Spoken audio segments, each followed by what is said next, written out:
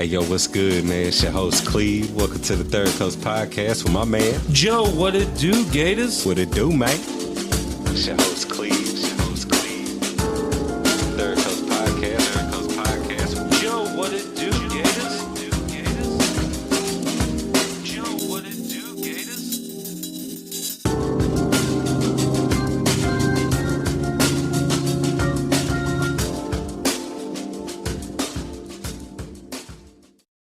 We good? Yeah. That'd be a little readjustment. I know we're on camera too, so it's not look weird. Oh no, it's fine. But though, yeah, but train derailments. I don't know. I guess I never really thought about one derailing in Oakdale and just ruining all of our lives, but that's a thing. I guess that's grim to open up a top beginning of a show. Well, it's all right, man. It's reality. It's the truth and what's happening up north, man. It's super unfortunate for those people. Yeah. We don't have to stay grim though. I went fishing today. It's a beautiful day in Oakdale. What you go fishing for? Bass. I went out to Ben Jones's lake, and oh man, I maybe cast it like 6 times before my rod started screwing up on me, and then I went and got another one, and then it screwed up, and it was pretty much par for the course for any time I go fishing. You should have just went, all natural with a spear and jumped in there and tried to get them. Yeah, I mean, maybe that's next, but that's pretty much once my pole broke, it's pretty much all it was. So I was just start stabbing. Yeah, but that goes back to that old saying, a bad day of fishing beats a good day at work. There you go. Yeah, it was beautiful. I always love hanging out with Ben too. Good guy. Yeah, we shout out to episode 156, the proactive approach with Ben Jones. Love you, Ben. The fact that you can just I'm pretty sure that's spot on too. The fact that you know what all these episodes are, that's great. I probably couldn't do another one if you gave it to me. It says a lot for your music. But welcome back to Third Coast Podcast. Joined here with the one, the only, Mr. Chuck. What up, man? Been a long time. You've been on the road, I've seen. Man, it's been pretty nonstop for us, but super exciting and all big things, big shows. Congratulations again for playing at Jazz Fest. Yeah, man. That was fucking dope. That's cool. It was crazy. It was an unbelievable one of a kind experience. Hopefully we'll get to do it again, but playing the main stage was just surreal, We opened the stage on a Sunday, but after us it was Gary Clark Jr., Tedeschi Trucks, Santana. Wow, I didn't know that. Yeah. So we basically were sharing green rooms with them. Pretty wild.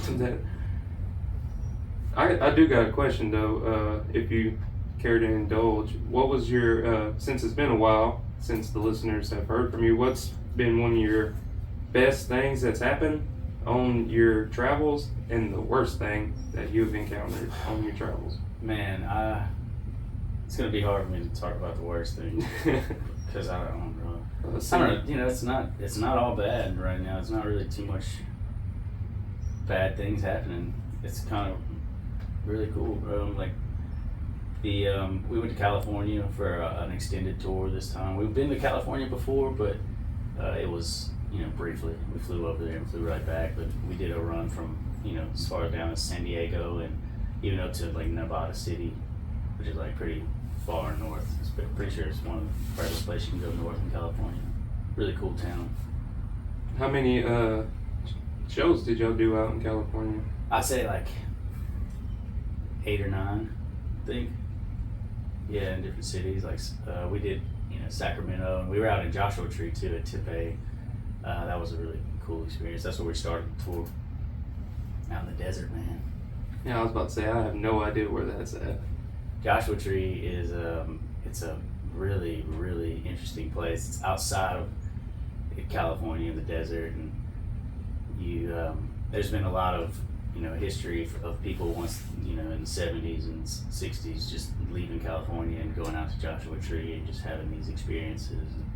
I couldn't tell you a lot about it because I'm from here, but it was a really cool place to visit. And it turns out that Joshua tree is a type of tree that are everywhere, scattered all over this place. That's why they call it Joshua tree. See, in my mind, I was always like, oh, it's like some tree there. That was gonna be like Disney. some one big tree or something. Tree of life or something.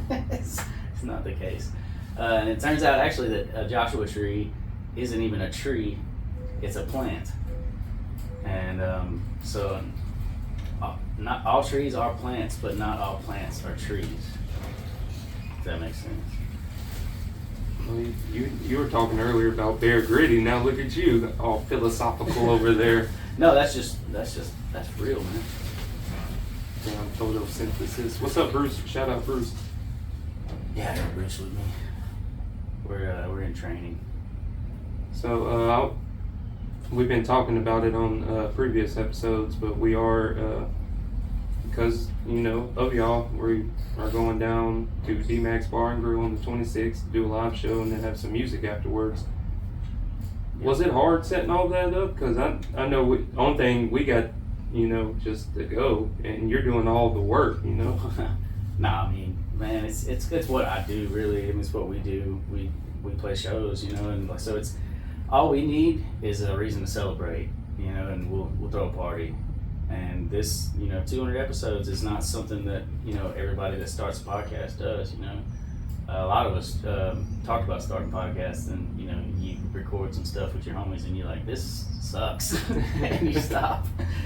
And but you guys have stuck through it, man, and it's definitely something to celebrate. So I'll be more than happy to oblige and help you guys set that up. So, and not to mention, D-Max. I haven't done anything at D-Max in a really long time.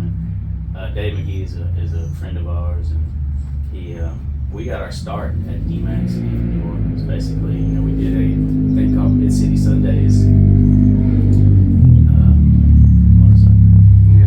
Yeah, it never fails. We did a thing called. They pull it up here.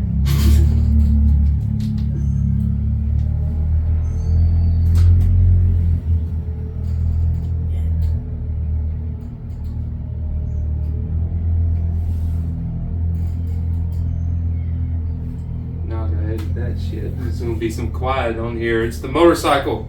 It's the motorcycle. That is apparently is allowed for is loud as shit for fucking 30 blocks. It's all good, bro. You don't have to use the video for this episode.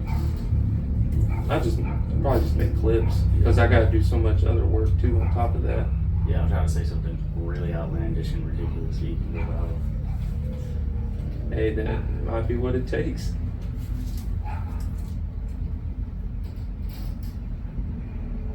They're coming back.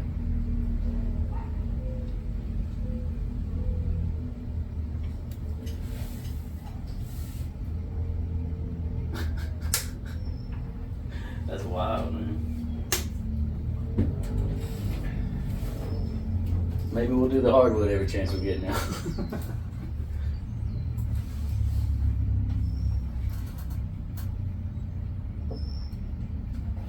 We've been talking about that. We need a fucking studio. Well, we don't have to deal with this bullshit. Man, I'll talk to Steve, bro, and he's got an upstairs at his guitar shop that will be perfect. It's still downtown, but it's not outside, and this close. At least you'll be closed off.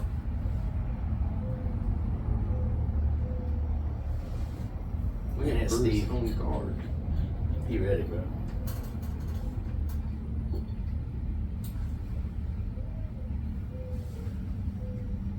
I mean, they're making noise all over Oakdale. Pull them over every podcast with them. You heard what happened, huh? The shootout? Yeah. Oh, was it a shootout? It was like somebody just shot a gun in the air. No. I heard they have gang wars between here and Glenmore. Yeah, it was because last night a dude that worked at Boise, young cat, he graduated, and some dudes from Oakdale drove to Glenmore and shot him after he graduated, killed him. Oh my God. And one dude, they drove back, and the dude that drove turned himself in, but they're looking for the other guy. But like this dude graduated, and he was working out there on swing shift on the layup line. Where you work, bro? My dad asked me. Boise? Oh. You work with Jesse?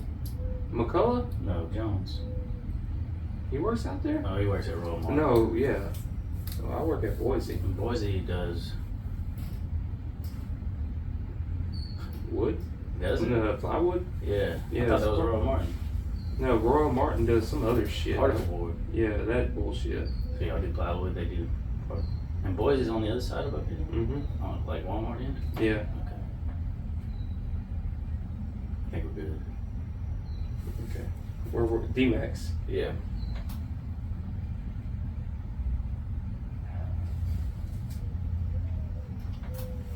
Sorry about that. So continue about D-Max. My bad. It's all good. So, like I said, D-Max is where we got our start. We used to do a show on Sundays when we first moved to New Orleans. It's called Mid-City Sundays, and it was crawfish boil, and we would have to go play. And when we first moved to New Orleans, Will and I, we knew maybe an hour's worth of music. And when we got there, they're like, what do you have to do to play a show here? They're like, you have to do 3 hours. So we were just like, shit, bro. So we, buckled down and learned a bunch of covers and whatever we had to do just to be able to say, hey, we can fill 3 hours worth of time. And, by doing so, it helped us, our music, it helped us, our ability, and basically it kind of like was a little boot camp. You go to New Orleans to get your chops, as far as a musician, and not to make money. Still have yet to do that. But regardless, D-Max is going to be, it's going to be a good time. It's always a good time. You make it what you want. Because Dave is nice. He's just like, I need a good night. Do whatever you want, We've put a whole fence around that whole bar before, and like treated the whole parking lot like we put a stage out there and a stage inside. It was a good time. Oh, really? Mm-hmm. You did 2 stages? Mm-hmm. One in the parking lot, one inside. And that's in Mid-City, right? Yeah. What is Mid-City? It is, so in New Orleans they have several neighborhoods that are just like little towns within itself. If you live in New Orleans, you don't really have to have a vehicle. You can be on a bicycle, and each neighborhood has a grocery store that you can go to. You got your own little neighborhood bar or bars, in a certain neighborhood. And some neighborhoods are better than others, but they all have their own little New Orleans charm about them, Yeah, Mid-City, Uptown, the French Quarter, the CBD, Bywater, Murry, things like that. I'm probably sure I'm missing something. Hey, I don't know. I know Mid-City now, for sure. Well, yeah, man. But this is Bridging the Gap, man. You guys need to make y'all's New Orleans appearance. It's been long overdue. I got all these people coming from New Orleans over here, bro. Need to bring the Third Coast podcast to Bring Oakdale to the New Orleans stage and see Yeah. how it goes. It's crazy how many people know about Oakdale in New Orleans now. I'm just like, I hear my other friends tell people they're from Oakdale. Yo, you're from Oakdale? It's awesome. Yeah, it's one of the greatest places to live. I'd say.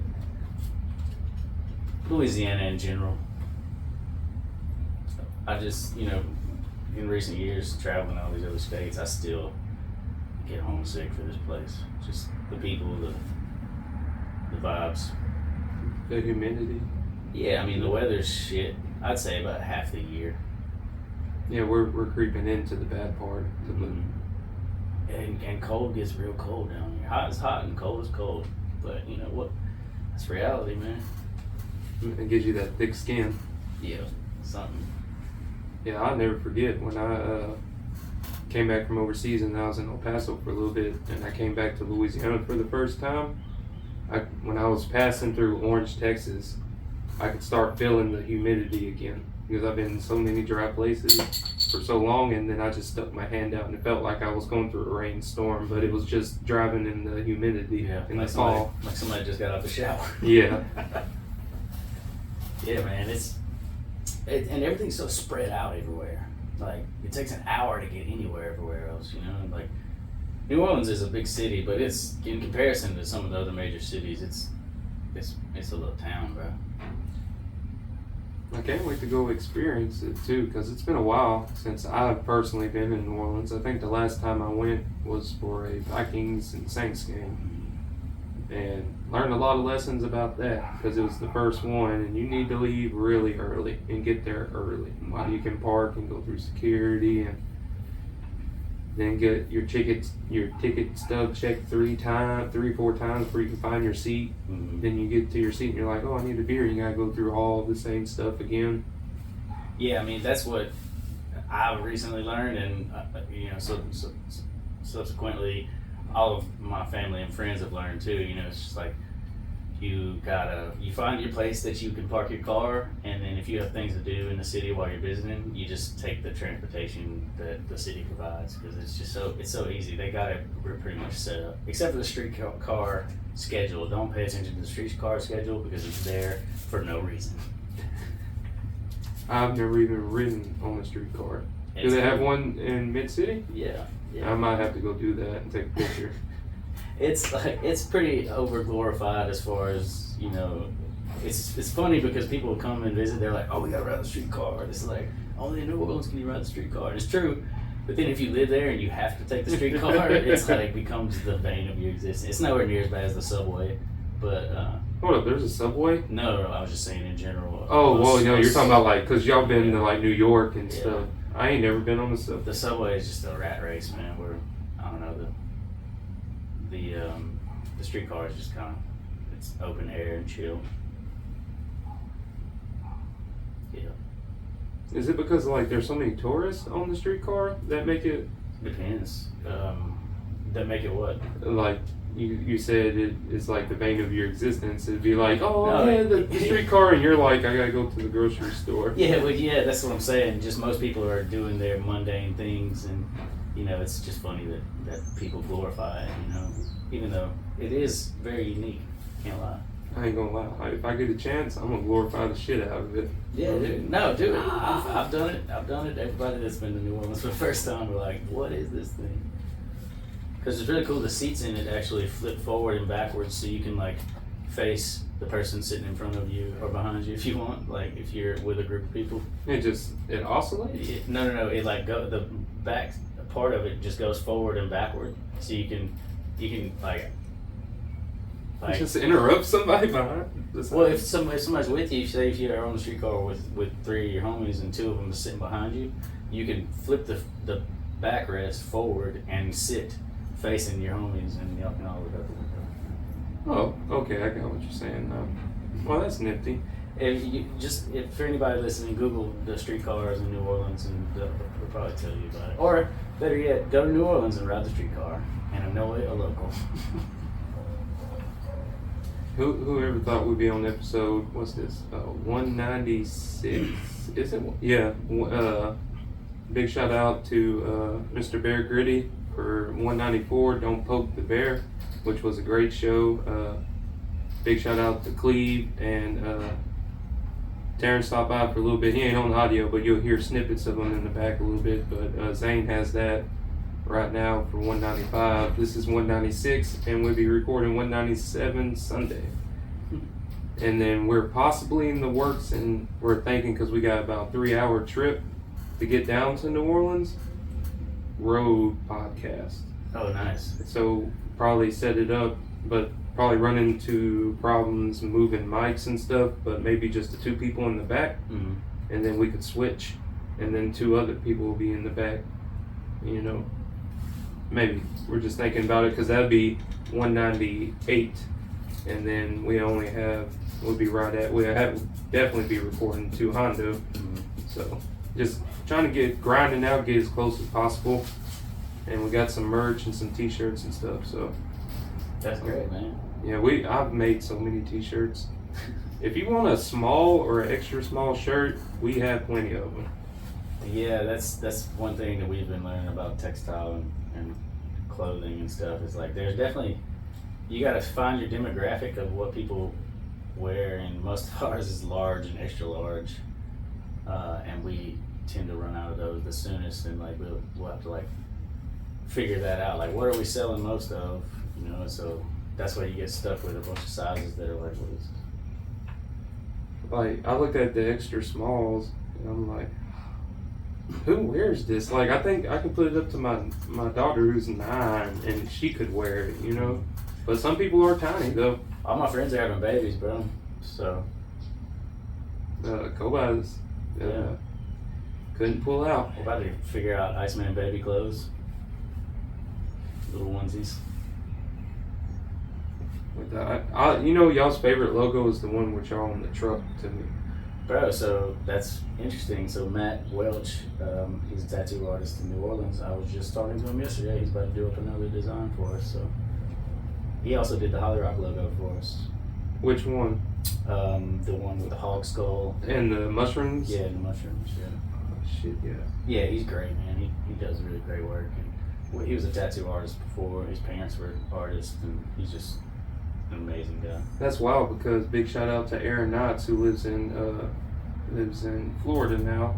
He ain't, you know, moved out of big old Pineville, but he's done our logos throughout the show. Well, besides the Hooded Monk, Kobe did that. But the original artwork with Terrence, me, and Kobe, and then now the new logo, which is dope. And that's just weird that tattoo artist is doing our logos and stuff, and prints. This. Well, I find that unless you know an artist personally, that these are the dudes that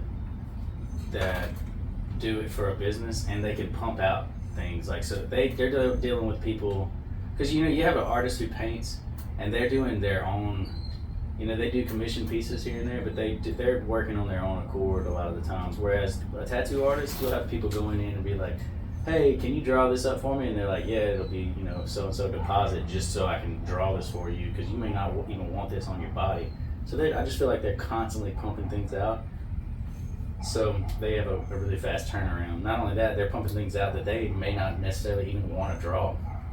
So that makes them get done with them even quicker. And like, as far as business goes and trying to get designs for t-shirts and logos and things like that, you want to be dealing with somebody that's like, yeah, I got that for you, you know, within the week. So, you know, because we are going to move, we want to move into a little bit of business side. So, like at the show, if someone wants a shirt, we're going to sell them for $10. Mm-hmm. And I feel like that's a pretty good price to start. That's a great price, bro. Like, I mean, and you'll get this dude, print and all. You were giving your stuff out for free, and I've been begging you for years to you should be selling this at least so you can get more. You know, like at least. We want to. You're losing money, you know. That's all I'm saying. Like you could be making a turnaround at least, to where you can keep getting merch and you won't consistently lose what you're paying for, because you know $10 for a T-shirt is cheap, bro. You can't really buy a T-shirt anywhere for $10 now. They're all like $15 to $20. You know, that's at Ross Dress for Less. Yeah, and you'll get this nice print on it, and make sure to tell everybody, because eventually on 3ws.dirtcoastpodcast.com, we want to actually have a little section for merch, and we got some I think Kobe Jack, my koozie, but got some leather. He's working with a dude from New Orleans, I don't know his name, but leather koozies that says Stay Coastin' on one nice. side, and TCP leather engraved, That's and then great. we have the shirts too, and hopefully we have that launched within the next 6 months, like a payment system, account set up for it, where everybody knows what's going on and shows it, so we have on file for everybody, you know, where it's not like, okay, someone's taking money away. We have hard proof, you know, we've been doing a lot of talking, way too much talking, but I mean, dude, get an LLC, bro. yep, that's another one that's happening down the line. It's like $125. Yeah, it's nothing, because eventually, once you start selling things, then you're gonna have to start dealing with taxes and all that stuff, and you don't want to get on the wrong end of that. Trust me. And learning too that if the podcast is profitable, that buying equipment, buying stuff to make shirts, doing stuff like that is a tax break too. Yeah, So that's cool. Yeah, you have to have the LLC for that. And yeah, dude, like honestly, you can cut this out if you want, but I think you should sell your shirts for $20, bro. Like, because in the end, the people that are buying them aren't buying it just because they're shopping for a T-shirt. They're buying it to support you.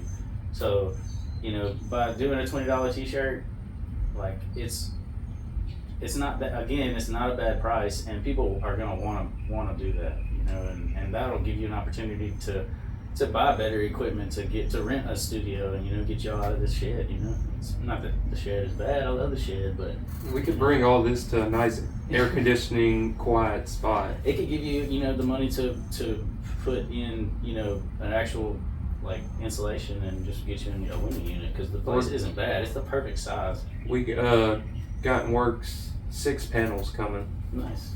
to put on the roof to maybe mitigate some of the sound. You ever seen the spray insulation? Basically, it's like foam. It's like foam spray that you do for like a box unit, but it's like a heavy duty gun, and it just sprays the whole place and makes it look like a cave. They have a studio in New Orleans called the Cavern. This is exactly that. It's this dude's like garage in the back, and the whole thing looks like you're inside of a cave. It's really cool. So it's like a shed like this? It's bigger. Yeah, like a big It's ass- got rooms and things in it. It's a big studio, you know, like you know, multiple isolation rooms and things. There's so many. I bet you've been to so many cool different spots in New Orleans. That's like crazy. You'd be surprised at like the things that you just walk by every day, you know, especially in the quarter. You like, you know, you walk into one place to another, and then all of a sudden one night you're out drinking or, you know, just hanging with friends, and they're like, hey, I got a friend down the road. They want us to come check out their spot or whatever, you know. And you walk to where you've been walking by, and then it carries you into a courtyard inside of like in the inner parts of the quarter. The whole place is a maze, it's like the Clue game. It's crazy. I'm trying to think. I'm lost for words right now. It's all right. Damn. One second.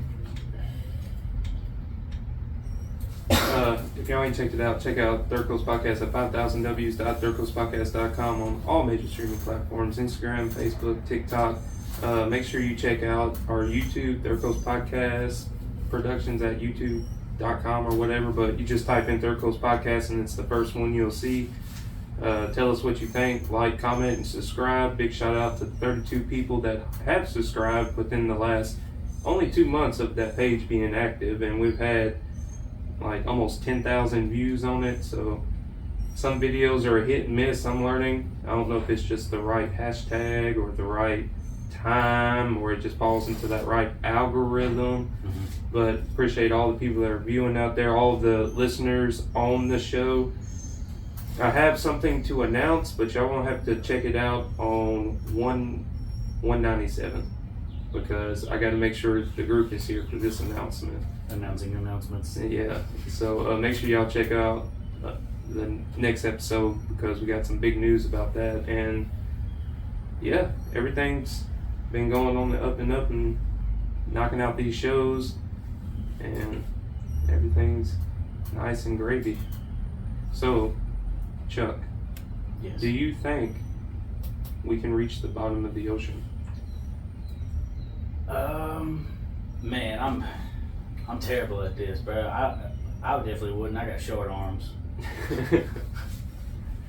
I couldn't even touch him. You know, it was a long time before I could touch in a pool. You know, so. Oh, no conspiracy dive. That's fine. Nah, I don't know, man. I just, it's just so beyond me, man. Like anytime, you know, I've never been the aquatics type or like a marine biologist. Never just really took a dove, no pun intended, into that. And from what I hear, it's, you know, just as bizarre as space. It really is. It's they believe. Well, they say that we can't get to some of the deepest trenches, you know, and it always reminds me of space too. It's like we can't get to the bottom of the ocean, or we can't get to, you know, the depths of space. And why is that? It's like we haven't developed something that's pressurized enough to go that far, or is it just too far? Yes, it's too far. No way. We've been to space. We've been to as far as we've been in space. I'm not sure of the number, but surely we have the ability to go the distance. I'm pretty sure it's like a pressure thing. Like they can't develop anything that's hard enough to go down, or is it just so big? I think it's just so infinite in so many different directions. You think we're just a big giant ball rotating around a giant energy source, and then our whole universe is just flying through space to space and time, Yeah, man. allegedly. Yeah, again, man, anything that I would have to say about that, people would just be like, yeah, this dude smoked some pot before this one. Even still, it's so hard for me to comprehend, man. And anytime I start talking about it, I start getting froze up. Do you have anything you would like to say about the upcoming Void? Big shout out to selling out y'all's early bird tickets very, very fast. I seen.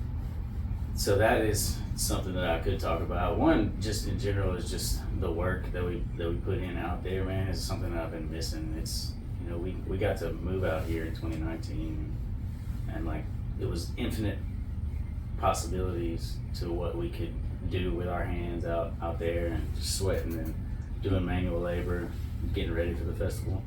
And now it's like, you know, everything's back to the hustle and bustle, and the times that I do get to come out here are just so far and few between that it's like I'm rushed to do like the most important things instead of like focusing on something that's just ridiculous and random. But we are in the process of digging the pre-existing ditches in the property, which is, you know, huge for the future of the grounds and the ability for us to have music happening at all times, even rain or shine. But yeah, that's just really cool to me because, you know, when the property was built, it was built for the lumber mill, and to be able to go back now and redig the same ditches that, you know, they used to irrigate the property, it was just really cool. It's interesting. You know, we're constantly unburying history, and it's a really cool thing to be a part of for all of us. You know, I like working on tractors, bro. You know, that's what I like to do. I like doing that, building a clubhouse, bro. So y'all digging out the old ditches this week or Next week. Next week? We'll start next week. Is that gonna be a lot of work? Y'all got to get like an excavator and shit in to do something like that? So the ditches, it's interesting to see the property because when you look at like a Google map image of the property right now, you can see the darker areas of the property that go in lines. And if you go out there now, if you look out, you can see where there are larger trees and the trees that have grown up. It's because those were pre-existing ditches, and that's where the water, where it was mainly. So that's where all the plants got most of the nutrients. So that, like, it's interesting, like, that's where we got to go and cut. You know, we got to cut some of the bigger trees in the property just so we can irrigate the thing. But that's what's beautiful about it, because a lot of the trees that are out there, like chicken trees and invasive species, and so we're doing away with those. That way we can, you know, plant better trees that are beautiful and provide more for the grounds. Making some firewood too for the fall. Oh yeah. I mean, big fires. So, I do have a question. What's that?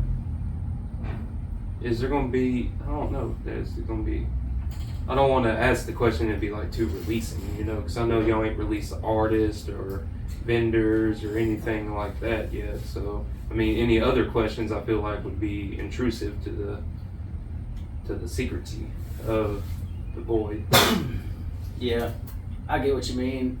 There are some bigger changes this year that I won't mention, but just know that the change, although it seems like it's changing in a weird way, it's actually like things like us, for instance, cutting down some of the bigger trees. It's so that we can have a ditch, and it's so that the property doesn't flood, you know, and that we can utilize the property. And, you know, like when your property floods, it diminishes the overall value of what you have. You know, it turns it into a swampland. You can't do anything with it, you know. So we want to develop this place into a park, you know, and, you know, it's not like a state park where it was already preserved. Like, this was an industrial wasteland basically at one point, and, you know, you can't really plant like food there. It would be against the law, like, to plant food because of it being an ex-industrial place. You know, Yeah, so- I was about to bring that up. You would be surprised, even though that it's a lumber mill, how much like oil and gas and diesel and just what's ever soaked into the land ruins it basically. Along with all kinds of different types of metals that that the machines were working on. And, Yeah, and I said, like they hit logs and that like logs break off little Mhm. pieces of metal all the time. yeah, we could plant food, but we would literally have to build something above the ground, like new. I like to do container Yeah, planting. exactly. So, and you have to be there for that too. So what we're gonna do is we'll plant trees that don't require any too much maintenance, and I would eat an orange off of an orange tree out there, but can't say that for most people, and you definitely can't sell it to anybody. But What's wrong with Charlie? Oh no, he's been eating the oranges. No, he's orange. Willy Wonka. No, it is nice getting to catch up with you. I know it's been a while, and I don't know, it's just good to see you. Good to see you too, man. I always love coming on this podcast, bro. I listen to y'all when I'm gone, bro. This is like a comfort sound for me. So when I'm on the road and stuff, I'm like, oh, what are my boys in Oakdale doing, And you guys, like, you'd be surprised how interested other people are that don't get to live the life that y'all live. I know y'all think y'all are, in a small town and raising babies and things like that, but you guys have a completely different perspective that a lot of people around the world don't have. So it's cool what y'all are doing. I appreciate that. That's really kind words. Yeah, man. And people always wonder, like, what is good or what is bad about the South, man. And you guys are good people, so you're representing the South in a really cool way, man. Even though you sound funny. Did talk a lot of shit about the South here recently on some shows, but that's beside the point. Yeah, well, dude, that's what we do, man. We're here to represent the better part of, you've got assholes everywhere, literally. Like, well, not literally, but literally. Oh yeah, you don't have to go far to find them either. Yeah, anywhere. And there's anywhere you go, there's a group of people there that are gonna ruin it for other people that are trying their best to just be humane. You brought up earlier about hecklers. I wonder if someone comes in and like tries to heckle us while we're on the thing. On the live, Yeah. I'm gonna be a heckler for sure. Oh, you're gonna make it tough for us, ain't you? I had a feeling. Bro, if you think that we're not gonna just throw y'all to the wolves, that's what it's all about, bro. You get thrown to the wolves, bro, you become one. Or you get eaten. Knew it. I knew it. I was telling China, I said, there's only two things that is happening here. It's either what you just fucking said. I said we're gonna get thrown to the fucking wolves and see how we can fucking hang, or it's gonna be, we're gonna make this fucking easy for them. But I was like, I just have a feeling like it's a test. Like I know it's a test, but I feel like we can fucking smash it. Yeah. And that's like my whole thing. But every day at work, I'm like, I hope I don't sound stupid. What am I gonna say? What if we go out there and we just sit there, or we're standing up, or we don't know what to do? Like we're frozen or something. Well, dude, we're gonna talk about all that, bro. You guys are gonna do great, bro. Like What if I just go out there and start doing the robot for no reason, dude? That's content, baby. It's like that we're just, and I'm just doing the robot or something. Yeah, I mean, if that's what you plan to do, man, then Hopefully that's not what you happens. better figure out how to do a good robot. No, man, it's gonna be all of your supporters, all of our supporters, man. It's gonna be a good time. You got nothing to worry about. But even if you are worried, that means you care about it, and it's gonna be fine. That's why I was talking about getting my buddy Chris Drew on, because he is the king of that. People that are in comedy, every good comedian has bombed, and that's part of it. I'm a musician, and it's easy to go about being a musician without bombing, because you can practice all day with your instrument and go up on a stage and do the same thing. I mean, you can choke, don't get me wrong, but going up on a stage and being like, hope these people like me, hope these people think I'm funny is a whole nother thing. People like y'all, You know, y'all don't have to be funny. Even though y'all are funny a lot of the times, but you guys are just genuine guys that talk about interesting stuff. So it's different than being a comedian, whereas, you know, you have to go up and tell these very articulate, planned, you know, jokes that you've thought about over and over again. You know, so, and again, as a musician, I've bombed before. I've gone up and forgot what I was supposed to play, and you know, as a bass player, it's a little bit easier to get by with that than it is, you know, as a drummer, because if you hear the drummer mess up, it's pretty obvious. And then even with bass, you know, it's fairly obvious depending on how well you can recover. But you know, as a comedian, if you go up there and blank out at a comedy show, they're there to laugh, so they're gonna be laughing at you. But it's the ones that recover from a bomb too that do the best. And like people that tell a joke and then they get complete silence and then they go, "Oh, well, that didn't go well," and then the whole crowd, you know, laughs. You know, little things like that you got to be able to just constantly recover from. You know, just like when you're playing a song and you play the wrong note, but then you play it again, like you did it on purpose. Jazz, baby.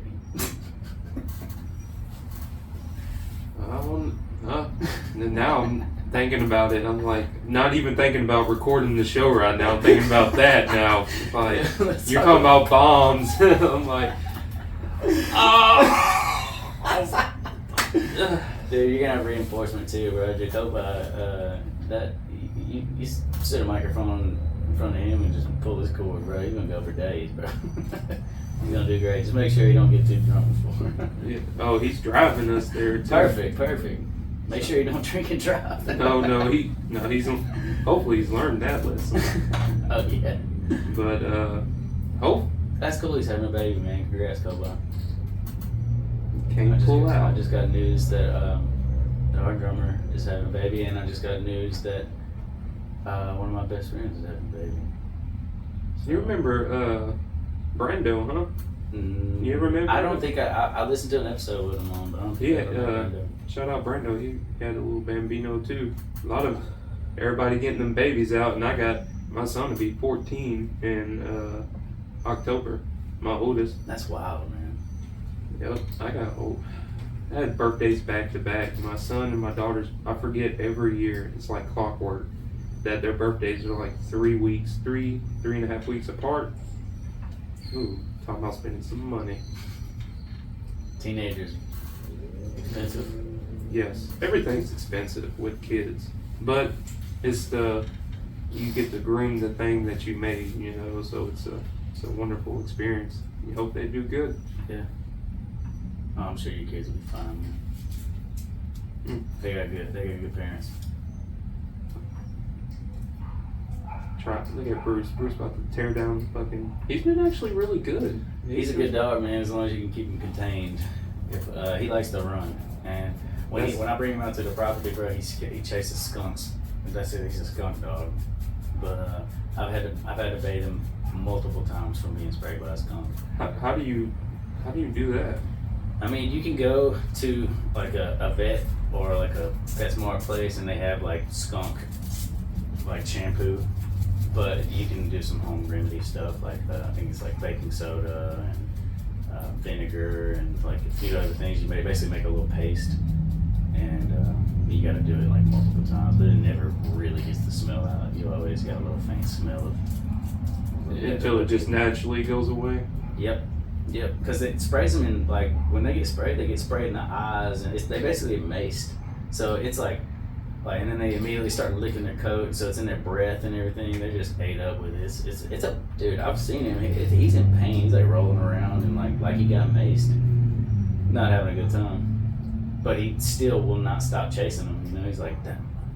I can't wait for my next chance. Like they're gonna do it again, Bruce. So what's his count? 3. 3? Mm-hmm. Oh, congratulations, Bruce. You ain't learned yet.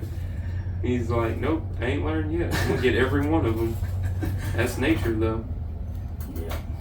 Yeah, bro. And then you end up smelling like a skunk and all your things. So he slept outside a couple of times because of it. So you think he learned his lesson, but he does not.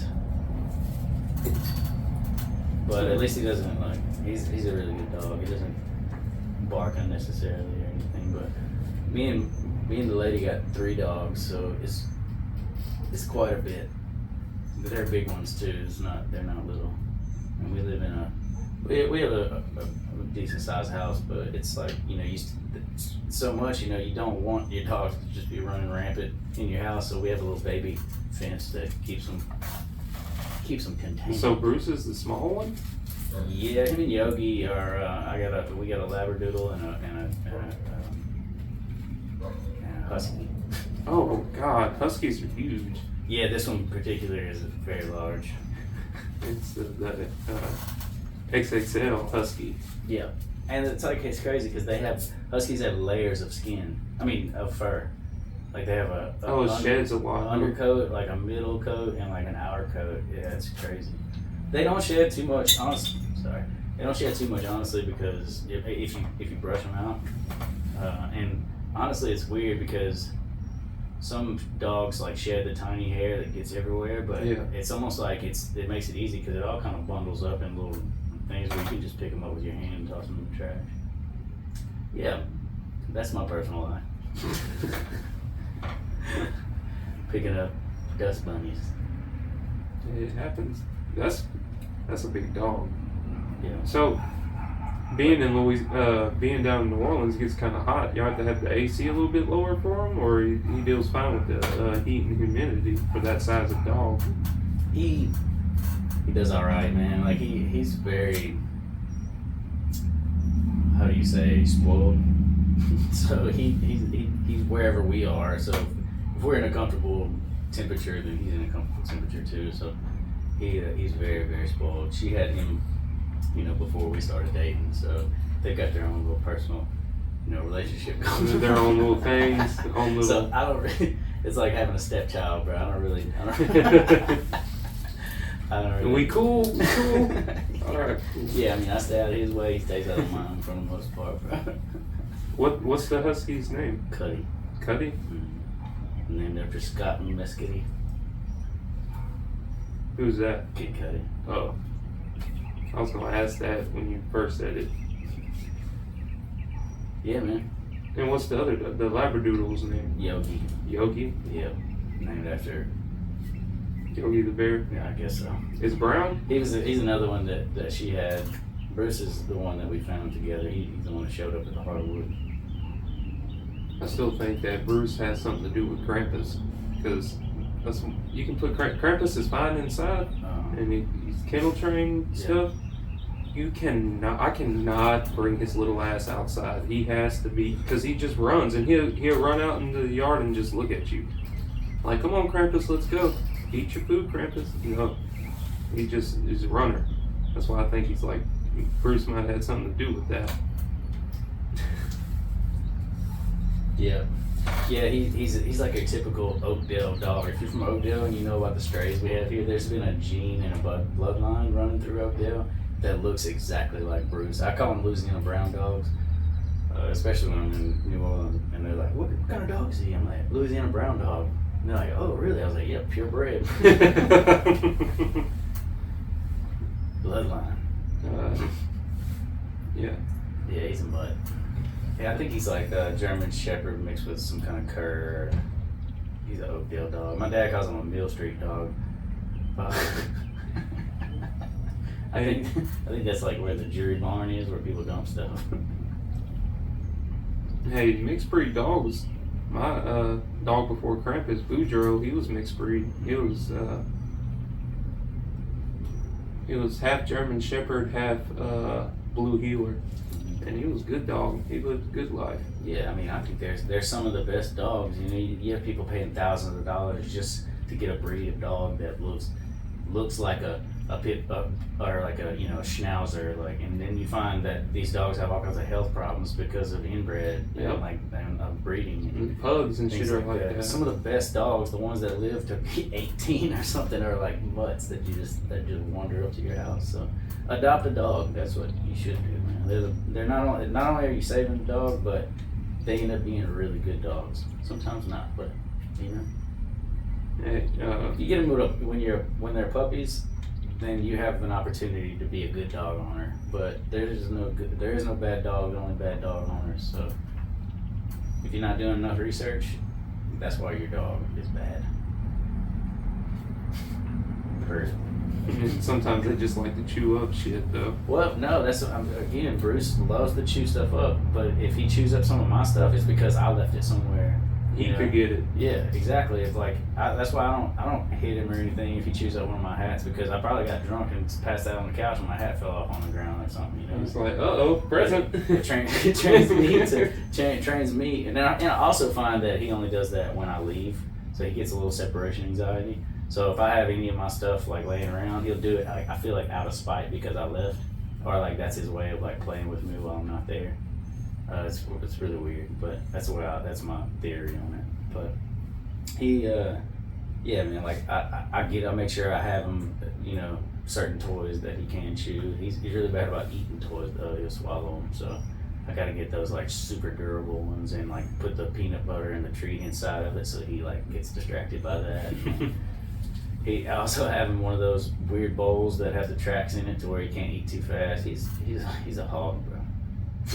Yeah, a dude I was working with was telling me about that. Like they have to work harder to eat it. Well, they can't just take big mouthfuls. They have to like get it out of the little cracks of the bowl, you know, so that it takes them slower. Because he was eating his food so fast to where he was like going and looking at Yogi and Cuddy's, and now he still gets done quicker. But you know, he's a little bit. I feel like he's worked so hard at it. He's like, screw it. He's an interesting dog. Man. I love dogs, and I can talk about dogs all day. But I've always had animals growing up. I've had a rat, a squirrel, 2 types of squirrels. You remember when people used to catch didn't you have a flying squirrel at one time in high school? Yeah. You put a shoestring around the neck and then put them in your pocket, and you can bring them to school. I remember that. They made perfect pets because it's perfect pets to bring to school because during the day they want to sleep, so you just put them in like if you have a jacket. We used to wear big camouflage jackets in school. Yep. And you put them in there and they just sleep all day, and then at recess or between classes you pull them out, show your friends. It was really cool. Feed them a Jolly Rancher or something. Here, have some right down number 40. Yeah.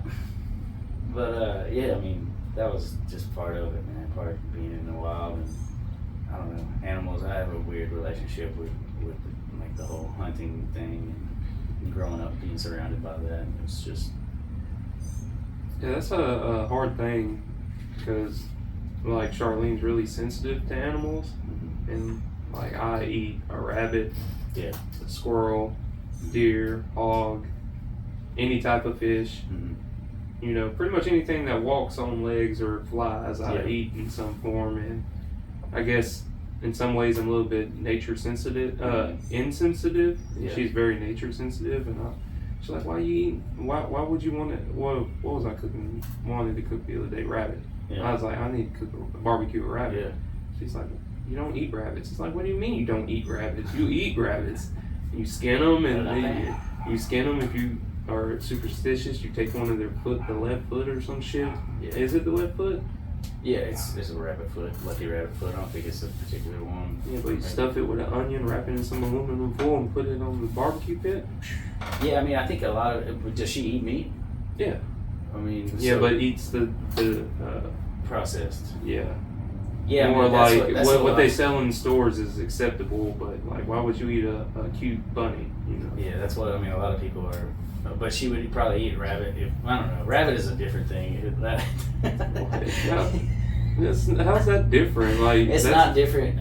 To me, I get it. I know, like, you know, rabbit hunting and getting your food, getting your meat. That's good. You know, like the whole hunting for sport thing is there's a thin line in where it becomes. I don't know. There's a lot of people that are doing a lot of good for the hunting communities and like showing that, you know, you can be respectful of the animals and still harvest your meat and do it the right way. Whereas, you know, there's these trophy and big game hunters, or, you know, the people that are just trying to have a picture with themselves with 500 ducks or whatever just to show how many they killed. That bothers me. You know, like I feel like hunting has become glamorized as far as the killing aspect, which You know, don't get me wrong, that's part of it. It is, you know, what it is, but, you know, they fail to recognize the spirituality of gathering your own food as well. So the people that don't understand why you would eat a rabbit because they're so cute don't see that, because all they see is, you know, war paint and, you know, shotguns and just, I don't know. All I'm saying, dude, you should get like a hunter on here. Bring your furry ass here. No. You should get a rabbit on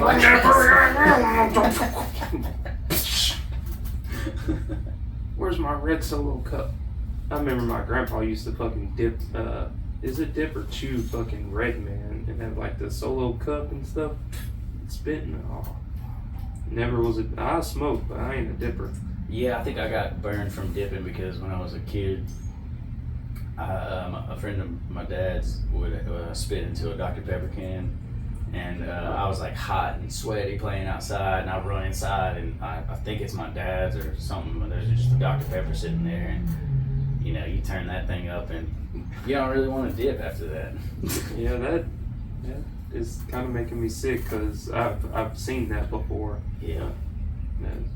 Yeah. Just leave the army, not to be, you know, PTSD. You know what I'm saying? Dudes in the army, they would dip, but they'd leave, like, they'd have like 6 dip bottles sometimes. Yeah, like, that's what? disgusting. That's disgusting. You know, I mean, having cigarette breath is bad, but spitting into something and just leaving it around is a whole nother. I used to get furious with my high school buddy because he would leave that shit in my truck or car or whatever. You just find bottles in the floor. Of somebody's spit, you know. Yeah. It's not like cigarette butt, you know, like obviously you don't want cigarette butts in your car either, but you got a bottle of somebody's spit, and especially if it spills out and in your You car. got that smell, that rank ass. Alright, do we want people to listen to this? Big shout out to all the listeners out there that listen to us on all mainstream platforms. If y'all don't know, we are on Amazon Music. If y'all get tired of Spotify, go to Amazon Music. Or if you have an Apple phone, if you're one of them lucky few that can afford those, go check us out on Apple Podcasts. Speaking of drinking stuff that you don't mean to, bro, have you ever like been so hungover in the middle of the night, like it's like 4 a.m. and all you can think about is finding a bottle of water, and you go to the fridge and somebody put vodka in a bottle of water that they didn't mark? That was probably worse than the spit. I don't know what was I don't know, maybe the vodka, but Because you probably took a hefty chug of it too. and I was like kind of hungover, so I didn't even know. It just felt cold, so I was drinking it like 3 gulps before I realized it was burning. I'm on fire. And I still don't know who did that. They'll get theirs. Yeah, that's vicious. Put a V on it, people. Put a V on it. Labeled. If you pour vodka into a water bottle, make sure you label it for unsuspecting people late at night. That's rough right there. Yeah. That's just courtesy, people. At least it wasn't tequila. I don't mind tequila, but I definitely don't surprise tequila. No, both sound bad, especially if it's like early in the morning. You're just looking for something to drink. Yeah, you know, you're dry, so like what did you do afterwards? It was like a mix between a cough and a scream, and then followed by like cussing and then everybody else was asleep, so I was just basically yelling and screaming at myself. So I was like, all right, I'm going back to bed. It's quiet in here. I wonder if whoever did that was in the vicinity. It's like, ah, shit. Okay, I'm just gonna go back to sleep. Well, it was at like a shared hunting camp, so it could have been one of the older people that were there like the week before or something like that. Yeah, no good though. Not fun. Don't recommend. 1 out of 10. Or that should have been a 0. No, 1 out of 10 because I did get something to drink.